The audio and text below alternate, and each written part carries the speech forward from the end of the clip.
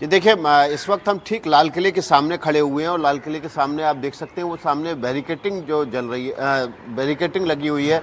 ठीक उसके भीतर वो ब्लास्ट की साइड है। यहाँ पर लगातार पुलिसकर्मी सुरक्षा बल तैनात हैं और देखिए रात में ही एविडेंस कलेक्ट करने का सारा काम हो चुका है। मौके पर जो है वो अभी भी उस एरिया को कॉर्डन ऑफ किया गया है, किसी तरह के एविडेंस से छेड़छाड़ ना हो, क्योंकि अभी भी इस मलबे में काफ़ी एविडेंस हो सकते हैं। और जिस तरह से पुलिस को की इन्वेस्टिगेशन चल रही है उसमें जिस तरह से रोप इन किया गया है तमाम एजेंसीज को, एनआईए से लेकर एनएसजी, स्पेशल सेल, एफएसएल और UP ATS, Gujarat police, Jammu Kashmir की पुलिस, तो एक तरह से कहा जा सकता है कि अम्ब्रेला इन्वेस्टिगेशन चल रही है इस पूरे ब्लास्ट केस की। और देखिए दिल्ली में तकरीबन 14 साल बाद कोई धमाका हुआ है और ठीक लाल किले के सामने उस जगह को निशाना बनाया गया जहां पर बहुत ज़्यादा भीड़भाड़ होती है। शाम के वक्त को जानबूझकर चुना गया, ऐसा लगता है, ताकि ज़्यादा से ज़्यादा नुकसान हो।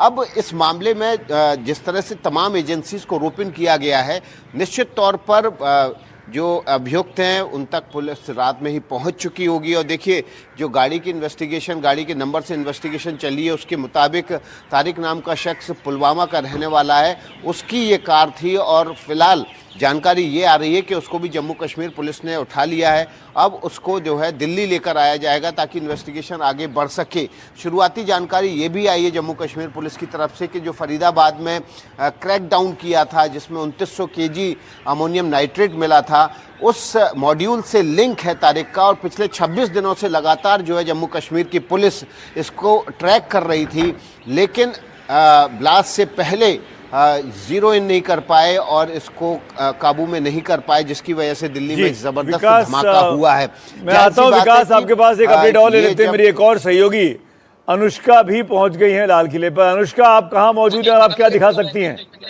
बिल्कुल, इस वक्त हमारी मौजूदगी लाल किले के उसी लोकेशन के पास है जहां से महज 150 मीटर दूर कल ब्लास्ट हुआ। 12 घंटे हो चुके हैं कुल मिलाके पर। हम देख सकते हैं कि इस वक्त भी जो इन्वेस्टिगेटिंग एजेंसीज है वो यहाँ पर मौजूद है और लगातार इस बात को लेकर के तहकीकात किया जा रहा है कि आखिर जो ब्लास्ट है वो किस चीज की वजह से ट्रिगर हुआ। हम आपको कुछ तस्वीरें दिखाएंगे। यहाँ पर आप देख सकते हैं सुबह का वक्त है, बहुत सारी इन्वेस्टिगेटिंग एजेंसीज जो है वो यहाँ पर मौजूद है। जैसा कि हमारे सहयोगी ने बताया कि एक अम्ब्रेला इन्वेस्टिगेशन जो है वो यहाँ पर हो रहा था। कई सारी एजेंसीज जैसे कि NIA, NSG, UP ATS, Jammu Kashmir police, Delhi police, सभी लोग इस वक्त इस बात को लेकर के तहकीकात कर रहे हैं कि आखिर सेंट्रल दिल्ली तक और मतलब पुरानी दिल्ली तक किस तरीके से लोग यहाँ पर पहुंचे और उसके बाद इस ब्लास्ट को अंजाम दिया गया। जिस हिसाब से जानकारी मिल रही है ये बताया जा रहा है कि जितने भी टेररिस्ट थे उन्होंने सबसे पहले जो गाड़ी है वो 3:19 के आसपास लाल किले के पास पार्क किया। सिर्फ इतना ही नहीं, वो गाड़ी सेंट्रल दिल्ली की तरफ भी मूव कर रही थी। सुनहरी मस्जिद के आसपास भी उसके लोकेशन को ट्रैक किया गया था।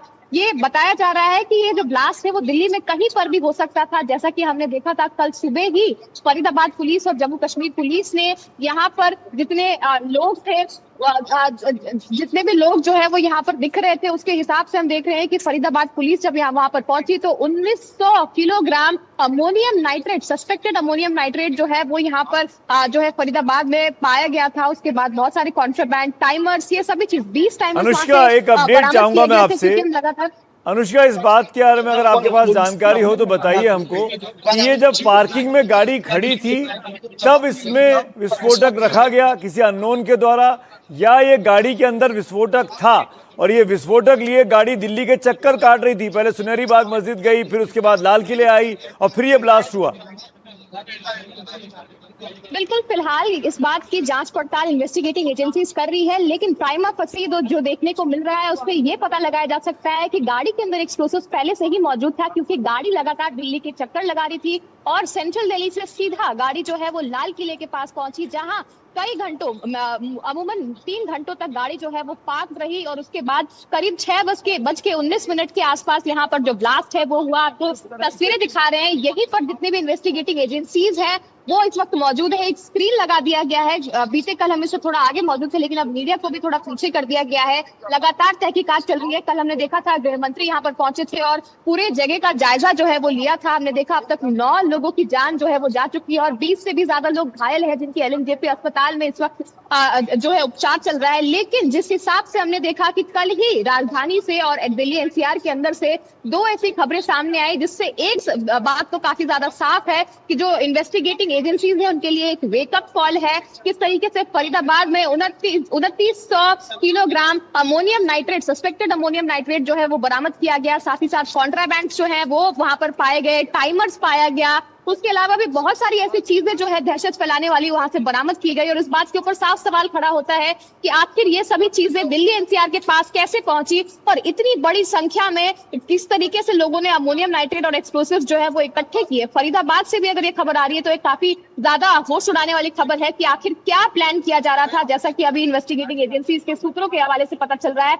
उनका ये मानना है कि ये ब्लास्ट दिल्ली में कहीं पर भी हो सकता था, क्योंकि हमने देखा मुजम्मल शकील की गिरफ्तारी हुई, उसके भी अकॉम्प्लिस जो मास्टरमाइंड था उसका नाम है आदिल अहमद राठौर, उसको भी गिरफ्तार किया गया। जिसके बाद से जैश ए मोहब्बत के इनके जितने भी अकॉम्प्लिस हैं, जितने भी इनके साथी हैं, उन्होंने पैनिक में आकर इस तरीके का जो ब्लास्ट है उसको अनुष्का, अंजाम आप दे दिया। बहुत इंपॉर्टेंट और बहुत ही सेंसिटिव जानकारी दे रही है इस वक्त। अनुष्का, हम आपके साथ अपडेट लेते रहेंगे।